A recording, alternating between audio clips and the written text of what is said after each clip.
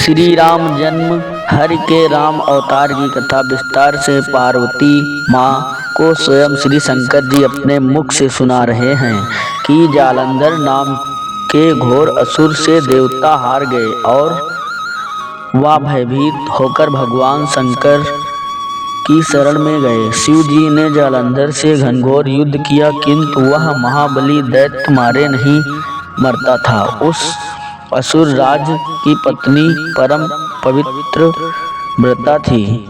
उसके प्रताप से त्रिपुरासुर को भी वध करने वाले शिवजी त्रिपुरारी भी उसे जीत नहीं सके। भगवान विष्णु जालंधर का रूप धारण कर प्रतिव्रत्य को भंग कर दिया और देवताओं का कार्य सिद्ध किया। जालंधर के मारे जाने पर जब उसकी स्त्री ने यह रहस्य जाना कि भगवान विष्णु ने ऐसा किया, तब उसने क्रोध करके भगवान को श्राप दिया।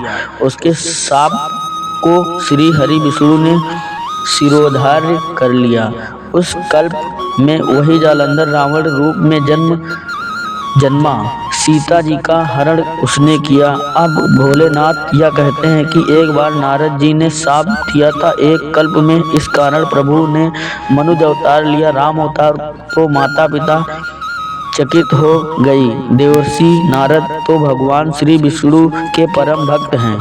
प्रतिक्षण नारायण नारायण करने वाले नारद जी ने भगवान को शाप दे दिया। क्या कारण रहा है कि नारद जी ने शाप दिया, वह भी विष्णु भगवान को? भगवान का क्या अपराध था? ऐसा माता पार्वती को अत्यंत आश्चर्य हो रहा था। सो उन्होंने यह प्रसंग विशेष रूप से भगवान शिव से जानना चाहा। यह प्रसंग मोहि कहो पुरारी। भगवान भोलेनाथ बोले कि ना तो कोई ज्ञानी होता है, ना ही मूर्ख। राम जब जैसा कर देते हैं, भगवान की माया ही नचाती है। एक बार नारद जी ने सुंदर मनोरम प्राकृत स्थली पर तप किया। कामदेव को इंद्र ने उनकी तपस्या भंग करने को भेजा, किंतु भीम के तो कामदेव भी पराजित हो गया। नारद जी के चरण पकड़कर क्षमा याचना की। इधर नारद जी के मन में अहंकार आ गया, मैंने कामदेव को जीत लिया है।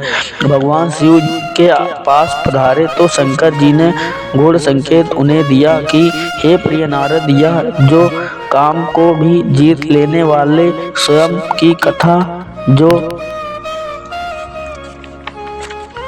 आपने मुझे सुनाई है, वह श्री हरि विष्णु से मत कहिएगा। इस कथा को कतई भी वाणी पर नहीं लाना। लेकिन शंकर जी की सलाह नारद जी को अच्छी नहीं लगी। तभी शंभुदीन उपदेश हित नहीं नारद ही सोहान।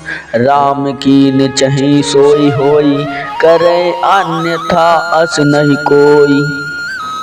मुनिवाणी की तो शिव जी के वचन नहीं अच्छे लगे और नारद जी चले ब्रह्मा जी के पास। लोग वहां पहुंच गए। क्षीर सागर, जहां जगदीश्वर विष्णु का वास। भगवान ने उनको स्नेह पूर्वक स्वागत किया, कुशल पूछी। बस फिर क्या था।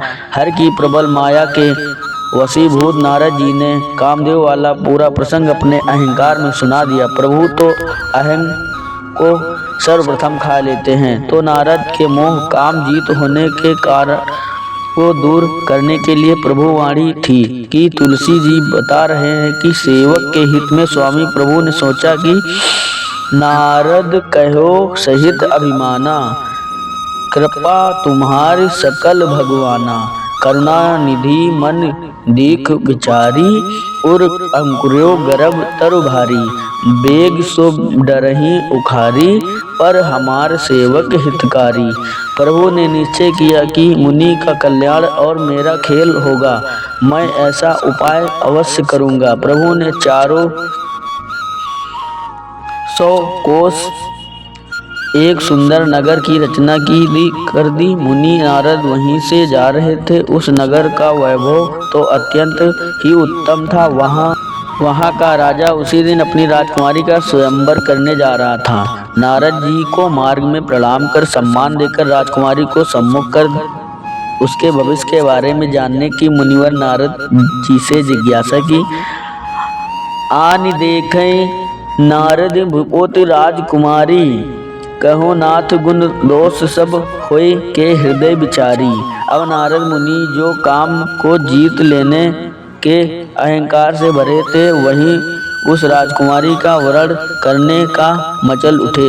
मोहग्रस्त नारद जी के मन की उलझन तुलसी जी बता रहे हैं। करो जाय सोय जतन बिचारी, जय प्रकार मोह बरे कुमारी। जब तप कछु न हो हाय तेहि काला, हे विधि मिलय कवन विधि बाला। ओय अवसर चहे परम शोभा रूप विशाल, जो विलोकहि रीझै कुंवर तब मैले जयमाल। हरि सन मांगो सुंदरताई, होई जात गहरो अति भाई। नारद जी मन ही मन में सोच रहे हैं कि क्या करूं कि किसी प्रकार यह सुंदरतम सौभाग्यशाली कन्या वरण कर ले। मुझे अब जप तप नहीं हो सकेगा। हे विधाता, यह कन्या किस तरह प्राप्त होगी। हे विधि मिले चलूं विष्णु जी से सुंदरता मांग लूं, लेकिन क्या करूं, समय भी कम है। भगवान विष्णु प्रकट हो गए, नारद जी से विनती की। वो कहा कि आपन रूप देव प्रभु मोहि, आन भांति नहीं पावो ओहि। जे ही विधि होय नाथ हित मोरा, करहु सुबेगी दास महि तोरा। दास महि तोरा। भगवान तो सर्वदा हित ही करते हैं, तो कहा कि जे ही विधि होय परम हित नारद, सुनहु तुमार सोई हम कारण। ना अन कछु बचन नम्रसा हमार, कृपत मांग रुज व्याकुल रोगी। वैद्य न देहि सुनहि मुनि जोगी, माया विवश भये मुनि मोढ़ा। समुझ नहीं हरि गिरा निगूढ़ा, मुनि हित कारण कृपा निधाना। दीन कुरूप न जाई बखाना। प्रभु कहते हैं कि हे मुनि सुनिए, रोग से व्याकुल रोगी की कुफित मांग पर भी वैद्य उसे देता नहीं। इसी प्रकार मैंने भी तुम्हारा हित करने की ठान ली है।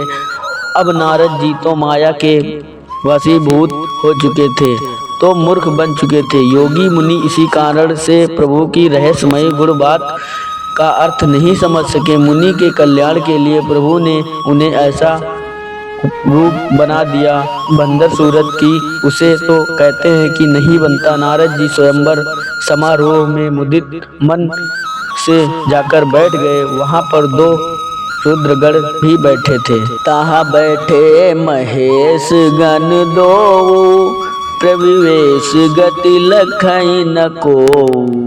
निहमोह मन हाथ पराए, हसहि सबो गनि अतु सचुपाए। यद्यपि सुनाई मुनि अटपट बानी, समझ न परहि बुद्धि भ्रम स्थानी। जेहि दिसि बैठे नारद भूली, सो दिसि तेहि न बिलोकी भूली। पुनि पुनि मुनि अकुसहि अकुलाही, देखि दशा हर गण मुस्काई। दुलहिन ले गए लची निवासा, नृप समाज सब भयो निराशा।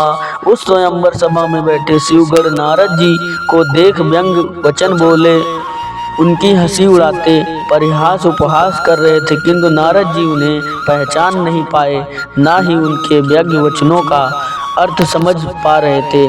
बस बारंबार उचक रहे थे कि राजकुमारी उन्हें देख ले, वरण कर ले। किंतु नारद जी के क्रूप वेश को देखकर राजकुमारी ने उनकी ओर देखा तक नहीं। विष्णु जी राजकुमारी का ब्याह कर चले गए।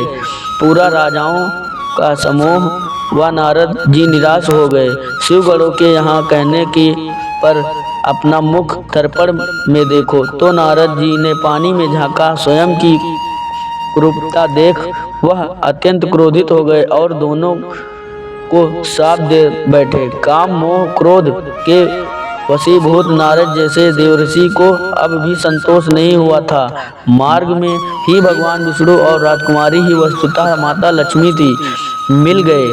प्रभु ने पूछा कि मुनि किधर जा रहे हैं। बस मनोक्रोधिग्नि भड़क गई। नारद जी की ओर अपने ही स्वामी नारायण को कठोरतम वचन कहते श्राप देते चले गए। सुन बचन उपजा अति क्रोधा, माया बस न रहा माँ बोधा। पर संपदा सकहु नहीं देखी, तुम्हारे ईर्षा कपट विशेषी। मंथत सिंदूर द्रहि बरहु, सुंदर पेरी विषापन करहु। असुर सुरा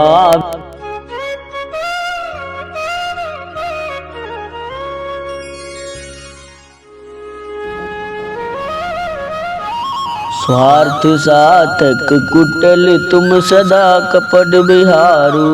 परम संत्रता सिर पर कोई, आई मन करहु तुम सोई। भले भवन अब बयन दीन्हा, पाओगे हो भल आपन कीन्हा। कपियकृत तुम कीन हमारी, करहि किस स्वयं तुहारी। मम उपकार कीन तुम भारी, नर बिरहु तुम होश दुखारी। भगवान के वचन सुनते ही नारद जी क्रोध जैसे परम अवगुण में नारद सरखे प्रभु सेवक परम योगी देवर्षि नारद अपने ही प्रभु को अपशब्द कहते श्राप देते चले गए। माया के वश के कारण मन में बोध ज्ञात विलुप्त हो चुका था। कहा कि तुम विष्णु जी दूसरे की संपत्ति नहीं देख सकते, तुम्हारे अंदर ईर्ष्या और विशेष रूप से कपट भरा हुआ है। सागर मंथन करते हुए तुमने शिव जी को बवाला बनाकर देवों को प्रेरित कर उन्हें विष पिला दिया, असुरों को मदिरा, शंकर को विष तथा स्वयं लक्ष्मी और कौस्तुभ मणि ले ली। बड़े धोखेबाज और स्वार्थी हो तुम, तुम्हारा व्यवहार सदैव कपटपूर्ण ही होता है। तुम तो परम स्वतंत्र ही हो, सिर तो कोई ही है नहीं, जो मन को अच्छा लगता वही करते हो। अब तुमने अच्छे घर में बयान न्योता दिए हैं, अब आपने किए हुए फल पाओगे। जिस शरीर को धारण कर मनुष्य मुझे ठगा है, हमारी बंदर सी आकृति बनाई है, अतः बंदर ही तुम्हारी सहायता करेंगे। तुमने मेरा स्त्री वियोग कराया है, अतः तुम भी स्त्री के वियोग में दुखी होकर भटकोगे। इसी भार नारद जी माया व क्रोध के वशीभूत प्रभु को बुरा भला कहते श्राप देते चले गए। राम अवतरण का ही हेतु पृष्ठभूमि बन गई। नारद जी के श्राप को शिरोधार्य करके हृदय में प्रसन्न होकर प्रभु ने अपनी माया को हटा लिया। श्राप शीश धरि हरि से ही प्रभु बहु विनती कीन्ही। निज माया के प्रबलता करसी कृपा निधान लीन्ही। एक कलप ओहि हेतु प्रभु लीन मनुज अवतार। सुर रंजन संजन सुख हरि भंजन पुई भार। हरि अनंत हरि कथा अनंता। कहीं सुनई बहु विधि सब संता। यह प्रसंग मैं कहा भवानी। हरि माया मोहि मुनि ज्ञानी। भगवान शिव माता को श्री राम अवतरण के अनेकों कारणों से एक यह नारद श्राप का कारण बताते कहते हैं कि प्रभु तो अनंत हैं, उनकी कथाएं भी अंतहीन हैं। हरि माया मुनियों व ज्ञानियों को भी व्याप्त हो जाती है। इस माया के प्रभाव से कोई नहीं बच सकता। भोलेनाथ आदि देव भगवान के अवतार का दूसरा हेतु कारण भी बताते हैं। कैसे स्वयं तुमने सती के पूर्व में रूप में भगवान राम को वन में विचारते देखा व उनके ब्राह्मण होने पर शंका उठाई थी। राम का ही वह भी एक अवतरण था। मनु शत्रुपा के तप व पर प्रसन्न होकर प्रकट हुए। भगवान ने उन्हें वर दिया, वह जो चाहते हैं वह पूर्ण करेंगे। और मनु शत्रुपा ने मांगा क्या था? नाथ देखी पद कमल तुम्हारे, अब पूरे सब काम हमारे। एक लाल सा बड़ी उर्माही, सुगम अगम कहा जातु सुनाही। सो तुम जानहु अंतर्जाम, प्रवहु मोर मनोरथ स्वामी। दानि शिरोमणि कृपा निधि नाथ काहू, सति भाऊ चाहु तुम ही समान। सुत प्रभु सन काउन दुराऊ। राजा मनु व शत्रुपा की ऐसी कठोरता, तपस्या और प्रेम देखकर करुणा निधि भगवान ने कहा, एवं अस्तु, ऐसा ही हो। हे राजन, आपके समान कहा जाकर दौड़ मैं स्वयं ही तुम्हारा पुत्र बनूंगा। भगवान ने दोनों को अमरवर्ती इंद्र की राजधानी भेजा। कहा कि तत्पश्चात आप अयोध्या के राजा होंगे, तब मैं तुम्हारे पुत्र के रूप में जन्म लूंगा। नारद जी का शाप, मनुज अवतार तो मनु शत्रुपा की इच्छा राम अवतरण की पृष्ठभूमि बनी। शिववाणी में राम जन्म कथा का सुंदर वर्णन तुलसी वाणी में सुने।